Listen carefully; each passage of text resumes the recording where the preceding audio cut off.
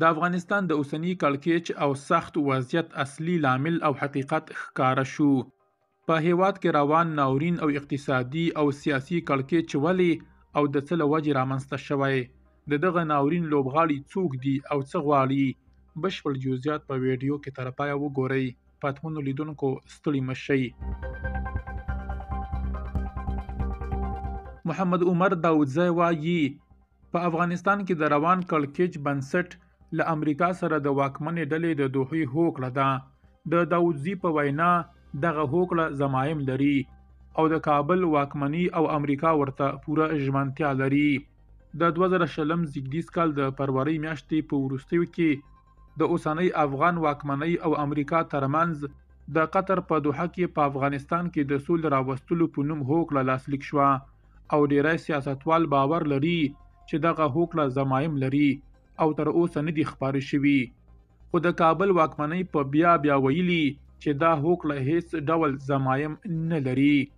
ښاغلي داودزي زیاته کړې چې له یادې هوکړې سره پټ ضمایم شته او د هغه په ټکو دغه ضمایم ولسمشر غني او عبدالله ته یوازې د لوستنې لپاره ورکړل شوي وو او له کاپي اخیستنې پرته بیرته ترې اخیستل شوي دي. اوس له کابل واکمنۍ سره د تعامل کچه لوړه شوې او په وینا یې د روسیې له لوري تر رسمیت پیژندنې وروسته د افغان حکومت تمه دا وه چې یو شمېر نور هیوادونه به یې هم په رسمیت وپیژني، خو د واکمنې ډلې د تمې مطابق ګامونه پورته نه شول. عمر داودزي د افغان حکومت او پاکستان ترمنځ وروستیو شخړو ته په اشارې ویلي که چیرته له پاکستان سره شخړې اوږدې شي نو ښایي هند هم افغان حکومت په رسمیت وپیژني.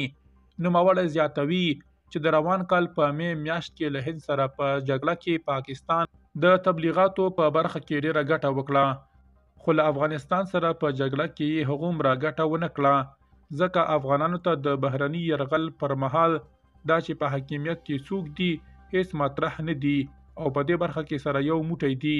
که اوسنۍ واکمنه ډله له دغه فرصت ته استفاده وکړي او په خپل حاکمیت کې د ټولګډون حکومت د جوړېدو د نجونو د زده کړو او کار موضوعاتو ته پاملرنه وکړي نو شونې ده چې ډیره ګټه وکړي. له 4 کلونو راهیسې په قطر او متحده عربي اماراتو کې د افغان حکومت او امریکایانو ترمنځ پټې خبرې روانې دي او په باور یې د یو کال په دننه کې به امریکایان په شکل د اشکالو په کابل کې حضور ولري. درنو لیدونکو